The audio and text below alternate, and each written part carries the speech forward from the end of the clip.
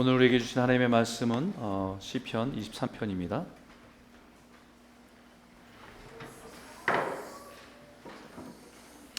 시편 23편의 말씀 1절서부터 6절까지 읽고요. 우리가 같이 말씀을 나누도록 하겠습니다.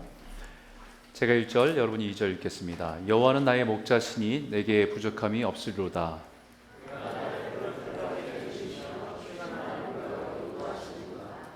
내 영혼을 소생시키시고 자기 이름을 위하여 의의 길로 인도하시는도다.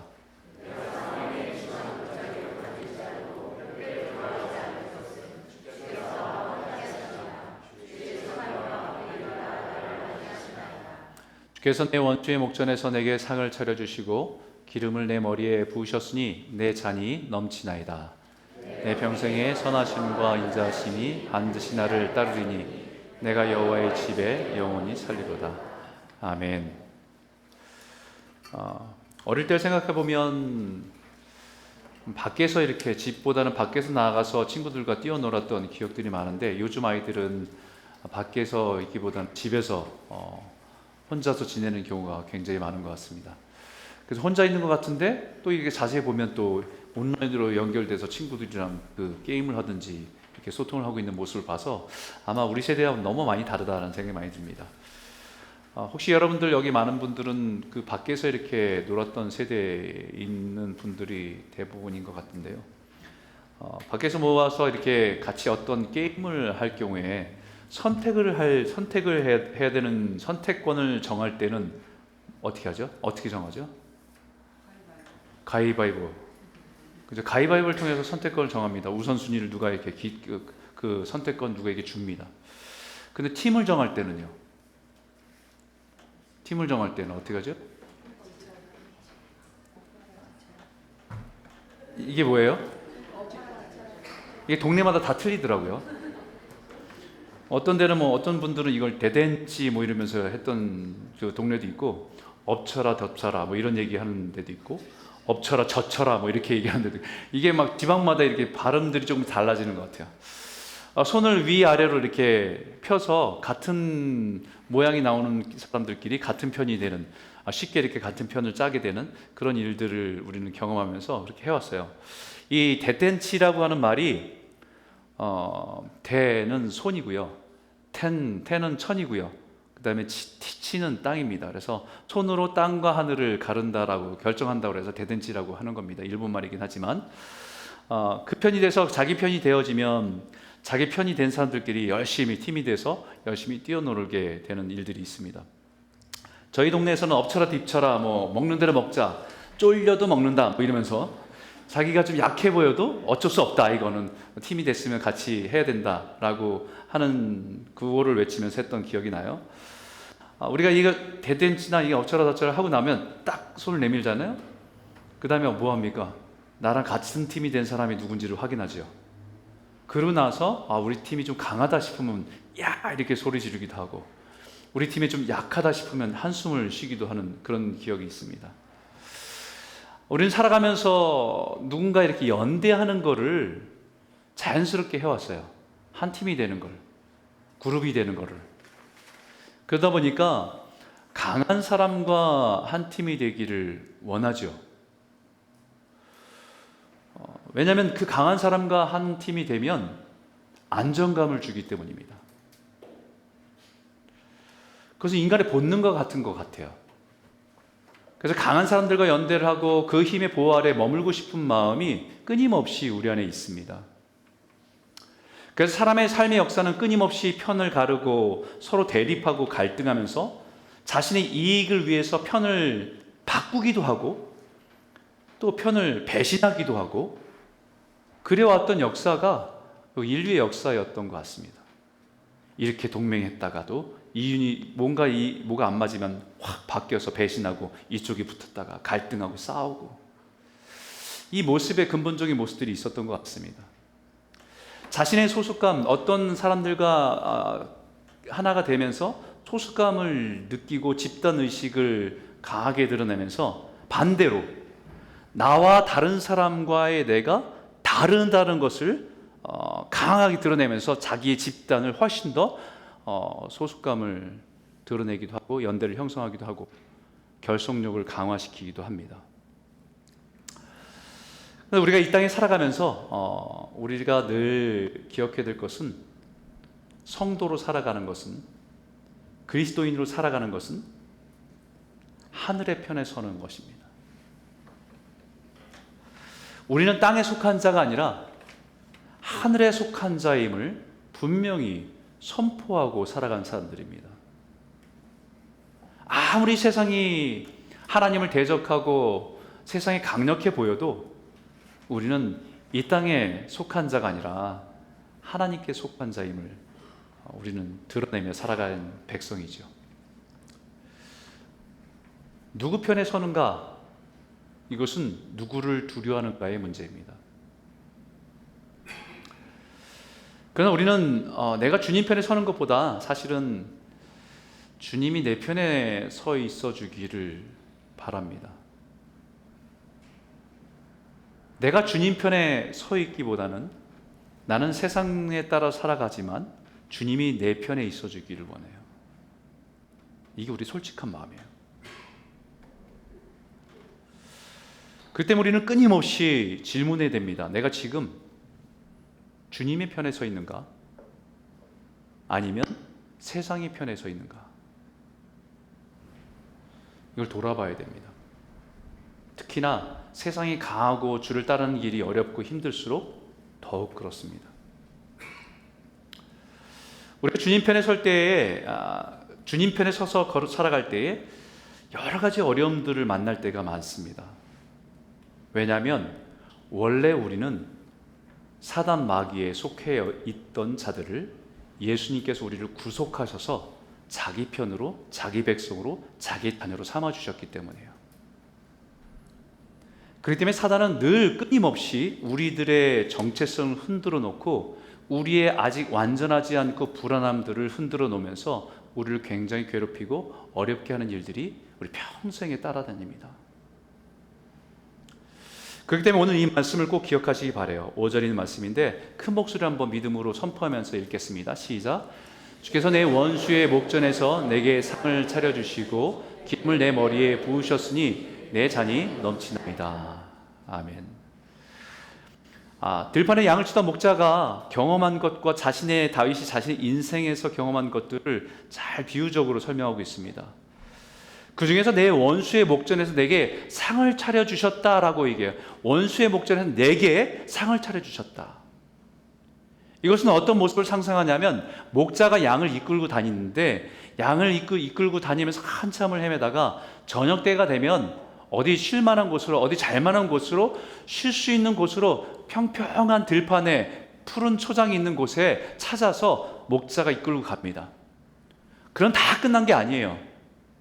목적지에 도착했으니까 다 끝난 게 아니에요. 그때부터 목자는 더 바쁩니다. 양들을 이쪽에 세워놓고 목자는 끊임없이 그 들판을 막 헤매고 다녀요. 헤매고 다니면서 그 들판에 혹시나 이 들판에 그 양들을 해칠 것들이 있는지 계속해서 살핍니다. 혹시나 이 들판에서 양들이 풀을 뜯어 먹는데 양들이 절대로 먹어서는 안 되는 독초가 자라고 있는 것은 아닌지, 혹시나 그 풀들 사이에, 돌들 사이에 독을 가지고 있는 그런 전갈 같은 것이 있지는 않은지, 뱀들이 그곳에 있어서 또 이 양들을 공격하지는 않는지, 혹시나 이 주변에 어떤 짐승들이 숨어서 공격할 수 있는 여지가 있지는 않는지 끊임없이 그곳을 돌아보고 그곳의 양들을, 안심할 때 양들을 그곳에 쉬게 합니다. 그 모습이 상을 베푸셨다라고 하는,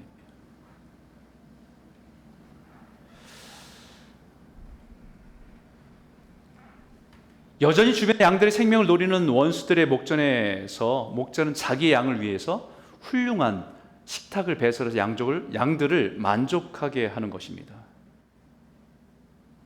원수의 목전에서 내게 상을 베푸시고라는 의미는 원수의 존재가 다 사라진 것이 아닙니다. 여전히 원수의 위협이 있고 끊임없이 공격하지만 목자가 있는 이상 안전하게 그가 베푸신 상을 누릴 수 있게 하신다는 약속입니다. 다윗은 이 말씀을 나눌 때에 자신의 인생에서 넘어졌던 기억을 가지고 말합니다. 원수의 목전에 내게 상을 차려주시고라는 이 분이라고 고백하고 있는 것은 다윗도 원수의 공격에 의해서 치명적인 죄를 범하고 영적으로 치명적인 상처를 입은 적이 있습니다. 너무나 잘 아는 얘기죠. 욕망이라는 도구 때문에, 욕망이라는 것 때문에 자신의 충성스러운 부하 우리아를 죽게 하고 그의 부인 밧세바를 취하는 치명적인 죄를 범한 것입니다. 사단과 원수는 그의 죄에 대해서 계속해서 참소하고 죄책감과 수치심을 가지고 절망하게끔 그를 끌어갑니다. 남들이 볼 때는 괜찮은 왕처럼 보이긴 하지만 그의 내면에서는 이 수치심과 절망감으로 무너지게 만듭니다. 그랬던 그에게 주님은 그를 찾아오셔서 그의 상처를 싸매주시고 여전히 자신을 정죄하는 그 원수들 앞에서 상을 베푸시는 분이라고 고백하고 있는 것입니다. 이 원수의 목전이라고 하는 이 단어가 원어적으로 의미를 말씀드리면 원수의 바로 앞에서, 원수가 압도하는 그 순간에, 원수들이 바라보는 그 앞에서 보란듯이 공개적으로 상을 베풀고 계신다. 이 단어가 네게드라고 단어거든요. 이 단어가 처음 쓰였던 단어가 하나님께서 아담과 하와를 만드시면서 하와를 말할 때 돕는 배필이다 라고 할 때 이 네게드라는 단어를 써요. 곁에서요 돕는 자라는 뜻이에요. 다시 말하면 주님이 다윗을 향해서 얘기할 때 내가 이 사람을 돕는 자다라고 말씀하시는 거예요. 누구 앞에서요? 원수 앞에서. 사단과 마귀는 그를 정죄하면서 그를 비난하고 그의 연약함을 계속해서 비난할 때 주님은 그 앞에서 이 다윗에게 상을 베풀어 주시면서 나는 이 사람을 돕는 자다. 이 사람이 약하고 무능한 것을 잘한다. 그렇기 때문에 내가 그의 곁에서 돕는 자다라고 고백하고 있는 겁니다. 여러분, 다윗만 그런 것은 아니죠. 예수님의 제자, 수제자로 불리는 베드로도 마찬가지였습니다. 한때는 믿음이 좋을 때는 성남 파도 위를 주님만 보고 성남 파도를 걸었던 사람입니다. 그 누구도 그런 고백을 하지 못할 때에 주는 하나님이시여 살아계신 하나님의 아들입니다 라고 고백했고, 다른 사람 모두가 주를 버릴지라도 나는 끝까지 주를 따르겠습니다 라고 말했던 사람입니다. 근데 알다시피 여러분 어떤 일이 있어요? 닭이 3번 울기 전에 예수님을 부인한 정도가 아니라 저주하며 부인합니다. 자기 스스로가 무너졌어요. 아, 나는 내가 약속한 말도 지키지 못하는 사람이구나.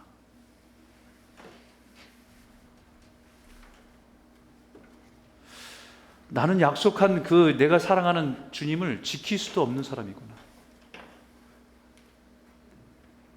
그 좌절 속에서 절망감을 가지고 무기력한 모습을 가지고 다시 고향으로 돌아가죠. 가끔 목회를 하다 보면 이런 분들이 가끔 있어요. 열심히 했던 분들인데 어느 순간에 무너지고 넘어지면 그냥 예전의 모습으로 돌아가 버리는 사람들이 있어요. 종종 봅니다.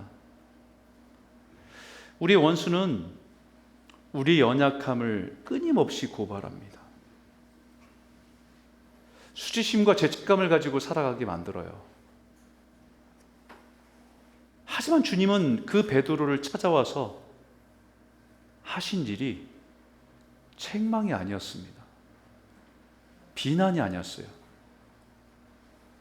그에게 상을 베푸셨어요. 숯불에다가 고기를 구워서 그걸 먹이셨습니다. 우리가 생각할 때 뭘 잘했다고 끊임없이 정죄하고 그의 죄와 그의 수치를 드러내며 조롱하는 원수 앞에서 보란듯이 식탁을 베풀고 먹이시면서 나는 이 연약한 자를 돕는 자다라고 말씀하시는 겁니다. 구에게 850명의 바알과 아세라 선지자와 싸웠던 엘리야도 마찬가지죠. 하늘에서 불을 명해서 불이 떨어져 그들을 다 태워버리는 그 놀라운 일을 행했던 엘리야도 이세벨의 한마디, 내가 너를 죽이겠다고 하는 그 말 한마디에 다 무너져요. 한참을 달려가서 로뎀나무 아래 머뭅니다. 그리고 주님께 하나님께 이렇게 하죠. 족하니 이제 됐습니다. 주님, 차라리 죽여주십시오. 이게 사람이에요. 대단한 일을 했던 사람도 작은 것 하나에 무너질 수 있는 게 사람입니다.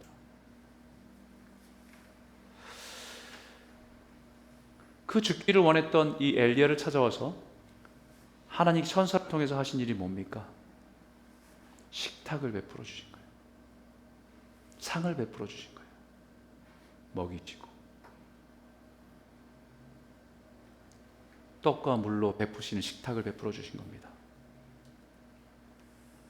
이 말씀을 통해서 우리에게 주시는 말씀은, 약속은 뭐냐면요, 주님은 자기 편에 서 있는 자기 백성을 결코 포기하는 일은 없습니다. 우리는 주님은 자기 편에 서 있는 자기 백성을 포기하지 않으십니다. 우리의 연약함으로 죄를 무너지고 쓰러져 있어도 찾아와 일으키시는, 다시 일어나 살아갈 수 있도록 돕고 우리에게 상을 베푸시는 분이 우리가 믿고 의지하는 주님이시라는 말씀이에요. 이번 주 한 주간 묵상했던 스바냐의 말씀을 묵상하면서 많은 분들이 심판에 대한 말씀으로 두려워하시고, 이러면 우리 또한 이렇게 하나님의 진노와 심판을 피하지 못하는 건 아닌가 이렇게 하시는 분들도 있습니다. 근데 그 말씀을 자세히 살펴보세요. 사람들의 죄악을 막 나열하시다가요, 그 안에 여전히 계시는 주님이라고 되어 있어요. 그 주님이 계심을 알고 찾고 두드리는 그 사람을 보실 때에 잠잠히 기뻐하시면서 이 기쁨을 감당할 수 없는 분이 주님이시라는 겁니다. 완전한 자를 보시면서 기뻐하신 게 아니라 세상의 깨어짐 속에서 하나님이 계심을 알고 그분을 바라보면서 그분을 찾고 두드리는 그 사람을 볼 때 잠잠히 보시면서 너무 기뻐하시는 분이 우리가 믿는 하나님이시란 사실이에요. 그리고 이 목자는 양들을 향해서 상을 베풀듯이 풀을 뜯게 하면서 또 한 가지 하는 일이 있습니다. 그 하는 일이 기름 바르는 일을 하여, 해가 지면 양우리에 이르면 목자는 우리의 입구에 양들을 하나씩 들여보내면서 양들을 자세히 살펴봅니다. 그리고 양들을 보면서 그 양들에게 기름을 발라줘요. 이 기름 바른다는 의미가 무슨 뜻이냐면, 하나는 예방 차원이고 하나는 치료 차원입니다. 예방 차원은 사람들에게, 우리에게도 곤충이 굉장히 귀찮고 불편한 존재 아닙니까? 저희 집에는 파리 한 마리만 들어와도 제 이름이 이쪽에 저쪽에 막 불러요. 파리는 누구나 잡을 수 있잖아요. 근데 꼭 그때는 저를 불러요. 오늘은 또 거미가 나왔어요. 이런 곤충들은 참 우리를 피곤하게 합니다. 근데 이 양에게도 마찬가지로 파리나 모기나 강나기 같은 것은 거의 고문 수준이라고 해요. 특히나 제일 괴롭히는 게 뭐냐면 코파리라는 게 있습니다. 코파리. 이 양의 코 속에다가 알을 낳아요. 그러면 이 코에 구더기가 자라면서 그러면 너무 괴로워합니다. 미칠 지경이 날뜁니다. 너무 괴로워서 그 머리를 막 흔들어대기도 하고, 심하게 흔들다가 나무나 바위나 이런 데다 쳐받아서 깨지고 머리가 피나기도 합니다. 그렇기 때문에 목자는 그 상황들을 보면서 다 기름을 발라줘요. 마치 그 기름이 방충제 역할을 하기 때문입니다. 또한 양들은 짝짓기를 할 때 예민해집니다. 온순한 양들도 난폭해져요. 그러다 보니까 암컷 앞에서 수컷들끼리 서로 힘겨루기 하다가 심하게 다치는 경우들도 종종 발생합니다. 그래서 목자는 그 양들이 서로 부딪혀 다투어서 크게 다치지 않게 기름을 발라놓으면 미끄러지면 조금이라도 덜 다치라고 기름을 발라주죠. 코에도 발라주고 머리도 발라주고. 또 이 목자는 양들의 기름 발라주는데 치료 차원에서 발라줍니다. 이 들판을 양들이 이끌고 다니다 보면 별의별 곳을 들어가잖아요. 그러면 가시덤불인데 들어가서 찢어지기도 하고 상처가 나기도 합니다. 광야 이동 중에 가시덤불에 찔리기도 하고 바위에 부딪히기도 합니다. 서로 싸우다가 머리가 깨지는 경우도 있습니다. 벌레 때문에 간지러워서 심하게 나무에다가 머리를 부딪히면서 상처가 나기도 합니다. 그런 상처를 하나하나 살펴보면서 덧나지 않게 기름을 발라주는 게 목자가 해야 될 일입니다. 이런 양들의 모습, 목자의 관계를 이렇게 가만히 살펴보면 성경에 우리는 다 양 같아서 라고 하는 말이 기억이 납니다. 이 말이 동의하지 않을 수가 없어요. 주님이 나의 목자라고 고백하면서 그 인도하심에 따라간다고 하지만 우리의 삶은 참 많은 상처와 아픔을 가지고 살아가고 있지 않습니까?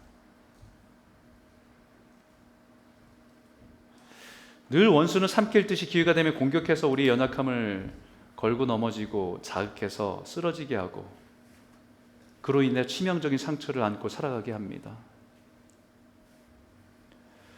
때로는 아주 작은 벌레 같은 것이 괴롭히는 것처럼 사실 별 문제가 그렇게 크진 않은데 작은 걱정거리가 우리 마음에 들어오면 이게 너무 괴롭고 자기만 괴로운 게 아니라 자기가 가까이 있는 가족도 괴롭고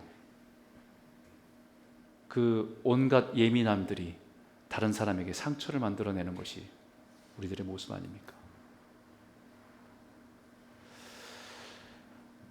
한 가족이 된 사람들, 한 교회의 공동체 안에 성도가 된 사람들끼리 서로 자존심, 이해관계, 서운함, 열등감 이런 것들로 인해서 때로는 피 흘리기까지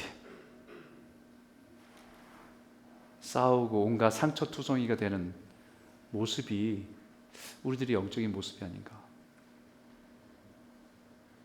근데 주님은 그럼에도 불구하고 이렇게 예배 나오고 주님 앞에 나올 때 주님 우리 한 사람 한 사람을 이렇게 살피셔서 주님은 기름으로 우리를 닦아주시고 치료하기를 원하시는 분이 우리가 믿는 선한 목자 되신 주님이시란 말씀이에요. 오늘도 예배 가운데 우리의 상처들이 주님 앞에 보여지고 그 부분들을 주님의 기름으로 바르시고 치료하시고 회복하는 귀한 예배 되기를 주의 이름으로 축원합니다. 그런 어리석은 양들을 우리를 어떻게 도우시는가, 우리 147편에 있는 말씀인데 우리 같이 한번 읽겠습니다. 시작.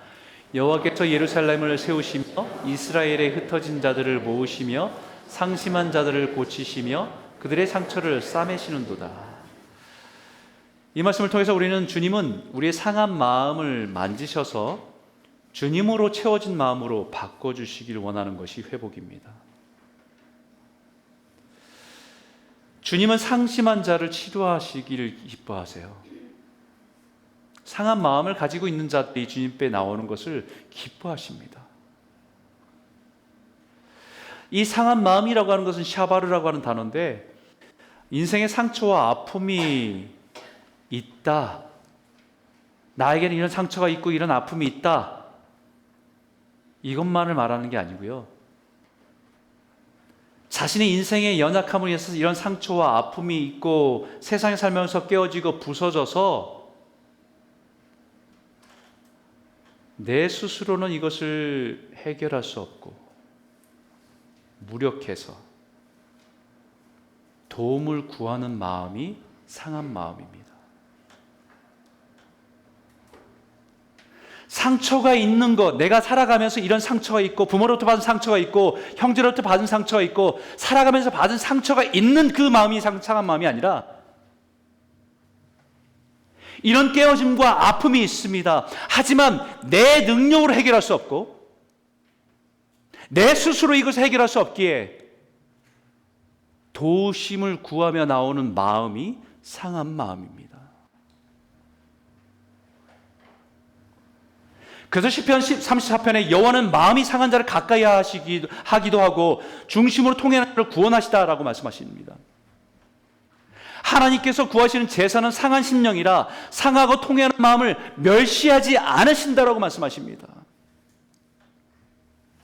하나님의 자녀로서 우리 구원받아 살아가지만 우리의 죄성으로 가지고 깨어진 모습으로 살아가면서 온전하지 못해서 또 넘어지고 깨어진 것을 가지고 주님, 저는 할 수 없습니다. 주님만이 도울 수 있습니다. 주님만이 치료할 수 있습니다라고 주님께 나오는 그 마음이 상한 마음이에요.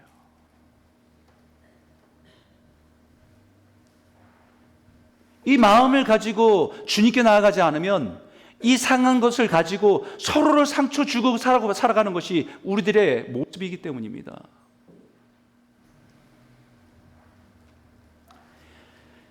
예수님이 이것 때문에 오셨다고 이사야 선지자가 말씀하시고 있어요. 이사야 61장 1절에 여호와의 명이 내게 내리셨으니 이는 여호와께서 내게 기름을 부으사 가난한 자에게 아름다운 소식을 전하게 하려 하심이라. 나를 보내사 마음이 상한 자를 고치며 포로된 자에게 자유를, 갇힌 자에게 노임을 선포하며. 주님이 이 땅에 오셔서 주님이 만나시는 사람들이 깨어진 사람들을 많이 만나셨어요.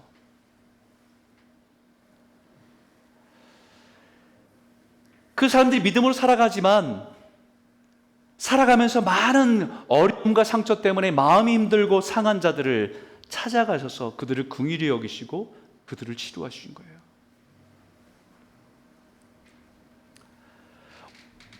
오히려 그들의 상한 마음을 가지고 주님께 나오는 그 모습을 보면서 기뻐하셨습니다. 그래서 예수님께서 니고데모와 같이 멀쩡해 보이는데 그 안에 영적인 혼돈 속에서 갈등하던 그 마음도 만져주시죠. 세상으로 볼 때는 부러울 것 없이 경제적인 안정감을 가지고 있었고 나름대로의 그런 넉넉함을 가지고 살았던 삭개오. 하지만 그 내면 안에 죄책감과 상처를 가지고 있던 이 삭개오도 주님께서 그의 마음을 만져주십니다.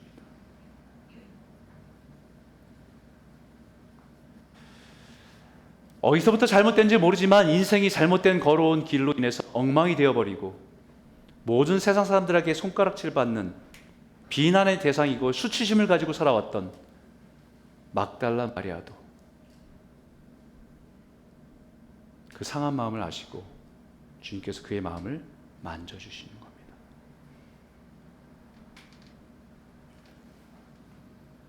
근데 반대로 상하고 깨어짐이 있음에도 불구하고 자신은 완전하다고 생각하고 자신은 다른 사람들보다 훨씬 더 의롭다고 생각하는 바리새인들은 그 마음을 치료받을 길이 없었습니다. 오늘도 우리가 주님 앞에 나아가는 것은 정직한 영으로 우리의 깨어진 삶과 마음을 가지고 주님 열심히 살아보려고 했는데요, 잘 안 됩니다. 열심히 믿음으로 살아보려고 했는데요, 또 넘어지고 좌절했습니다. 제 힘으로는 어떻게 할 수가 없어요. 주님, 제 마음을 만지시고 도와주십시오. 오늘 그 마음을 가지고 나올 때 주님께서 우리 한 사람 한 사람을 만지시고 회복하시는 귀한 예배 되기를 주의 이름으로 축원합니다. 주님, 우리 인생에 사랑과 은혜를 차고 넘치도록 부어주셨습니다. 그리고 부어주실 것입니다. 우리 5절에 있는 말씀 다시 한번 큰 목소리로 한번 읽어볼까요? 함께 읽겠습니다. 시작. 주께서 내 원수의 목전에서 내게 상을 차려주시고 기름 내 머리에 부으셨으니 내 잔이 넘치나이다. 우리는 어쩔 수 없이 이 땅에 살아가면서 상처를 가지고 또 아픔을 가지고 살아갈 수밖에 없습니다.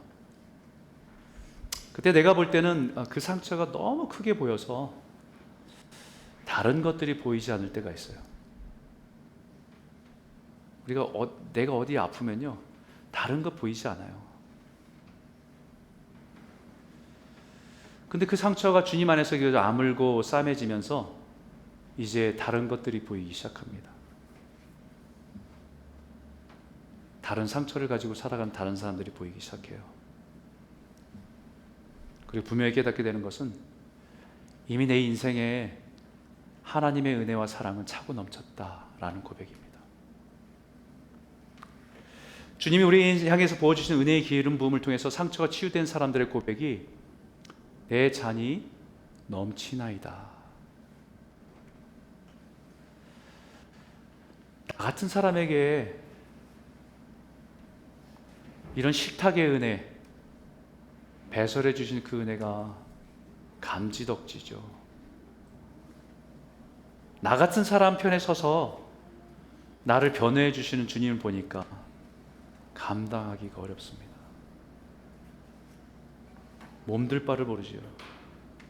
왜냐하면 스스로 우리가 자격이 없음을 너무나도 잘 알기 때문입니다. 그럴 만한 상을 받을 자격이 있는 사람이 아니라고 분명히 알고 있지만 주님은 내 편에 서주셔서 우리를 방어해 주시고 변호해 주시고 치료해 주시고 회복시켜 주시는 분이게, 주님을 따라 산다고 하지만 온통 상처투성인 우리를 불쌍히 여기시고 기름으로 바르시고 치료하시고 싸매 주신 은혜 앞에서 고백할 수 있는 유일한 고백은 주님, 내 잔이 넘치나이다. 주님께 나에게 부으신 사랑과 은혜가 넘칩니다. 근데 우리의 삶에 부어진 은혜와 축복이 그렇게 많은데 왜 나는 만족을 모르고 이렇게 살아왔을까?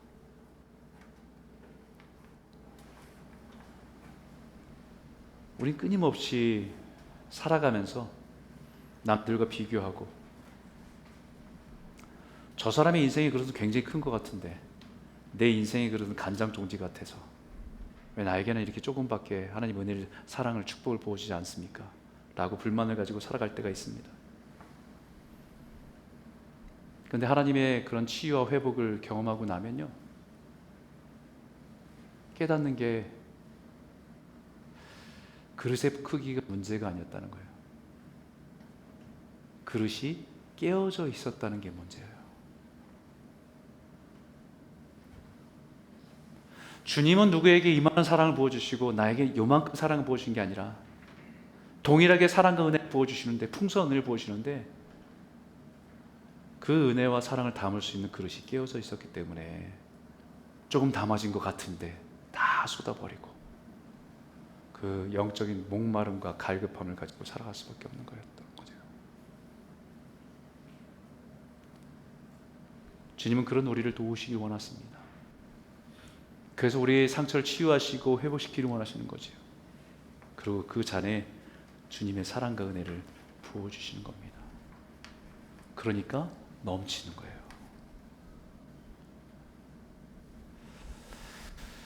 그 상처가 싸매지고 회복되어지니까 우리 인생에 부어지는 사랑이, 은혜가 차고 넘쳐서 흘러 넘치는 것을 보게 되는 것입니다. 우리가 연약해서 넘어지고 쓰러질 때도 주님은 우리 편에서 변함없이 도우시는 주님 안에 내 잔이 넘칩니다라고 고백할 때 우리 인생에 주님의 사랑은 늘 부족함이 없었다는 거예요. 주님의 선하심과 인자하심이 내 인생에 가득 부어져 있다는 것을 고백합니다. 6절에 있는 말씀인데 우리 큰 목소리 한번 읽겠습니다. 시작. 내 평생의 선하심과 인자하심이 반드시 나를 따르리니 내가 여호와의 집에 영원히 살리로다. 할렐루야. 다윗은 이 말씀을요 굉장히 확신을 가지고 얘기합니다. 다윗은 확신을 한다는 이 아크란 말은 한국말 어순에서는 중간에 들어있어서 애매하지만 이 맨 앞에 이 문장을 이끌고 가는 단어입니다. 확신하건대, 반드시, 정말로, 진실로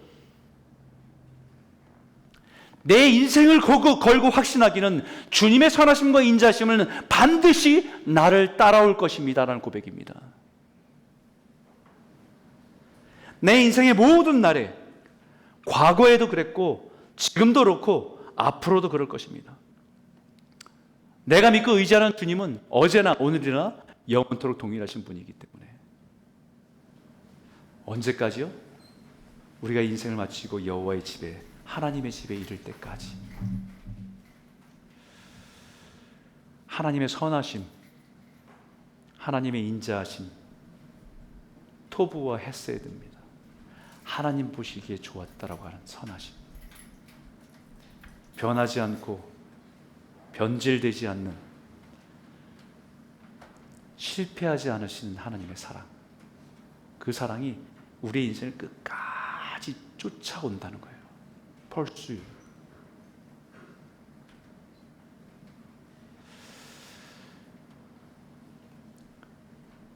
그렇기 때문에 우리는 인생을 살아가다가 뒤를 돌아보아야 돼요. 그러면 그때에는 그것이 고통이었고 아픔이었고 슬픔이었는데 뒤를 돌아보면 그곳에 하나님의 선하심이 있다는 것을 깨닫게 됩니다. 모든 것을 합하여 선을 이루신 하나님. 내 좌절까지도, 내 넘어짐까지도.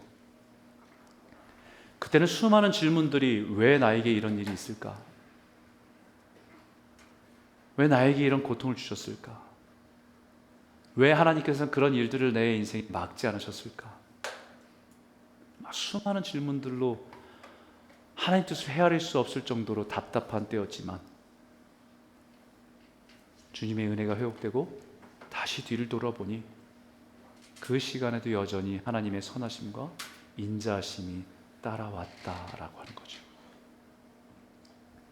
다윗도 자신의 인생에 다시 돌아보니까 그것이 하나님이 나를 향한 하나님의 선하심이었구나.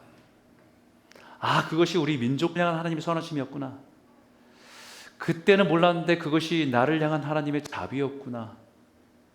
내가 죄를 범해서 어둠 가운데, 죄책감 가운데 헤매고 있을 때 나단 선지자를 통해서 그것을 수치를 다 드러내신 것이 왕의 명예가 떨어지고 창피하고 부끄러운 순간이었지만 그것은 주님이 나를 살리시기 위한 하나님의 선하심이었구나.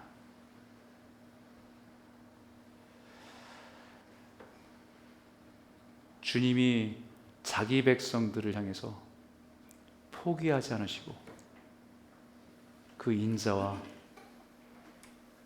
그 자비가, 그 선하심이 끝까지 따라오신다는 약속, 그것이 다윗의 고백일 뿐만 아니라 저와 여러분의 고백이 되고 그 믿음으로 승리하시는 저와 여러분 모두가 되시길 주의 이름으로 축원합니다.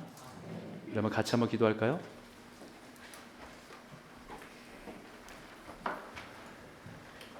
이 시간 기도할 때 하나님, 엘리야가 850명의 바알과 아세라 선지자를 향해서 그들을 대적할 때 이스라엘 백성들을 향해서 외치죠. 너희가 언제까지 하나님과 바알 사이에 머뭇머뭇하겠느냐. 이 메시지는 오늘 우리에게 들려지는 메시지입니다. 하나님, 우리가 세상과 하나님 사이에서 머뭇거리지 않기를 원합니다. 주님 편에 서서 믿음의 길을 잘 걸어갈 수 있도록 도와주십시오. 끊임없이 우리 연약함을 붙들고 시험과 유혹으로 넘어질 때조차도 주님은 우리 편에 서서 내가 이 연약한 자를 돕는 자라고 말씀하시는 그 은혜 앞에 나아가게 하시고, 인생이 넘어지고 실족해도 우리를 비난하는 원수 앞에서 상을 차려주시고 먹이시고 다시 힘을 내서 우리가 평생의 순례자 길을 걸어갈 수 있도록 우리를 붙들어준 주님을 의지하며 살아가는 성도 되게 하여 주시옵소서. 세상에서 상하고 깨어진 우리의 심령을 가지고 주님께 나아가면 우리를 회복시키시고 온전한 믿음으로 바라보게 하셔서 우리 인생의 잔에 넘치는 하나님의 복과 은혜가 차고 넘치는 은혜를 누릴 수 있도록 허락하여 주시옵소서. 우리 한번 말씀을 기억하며 기도하기 원합니다. 함께 기도하겠습니다. 하나님 아버지 감사합니다. 하나님 아버지 오늘 이 말씀을 통해서 우리가 주님을 바라보며 나아가는 삶 되게 인도하여 주시옵소서. 우리가 세상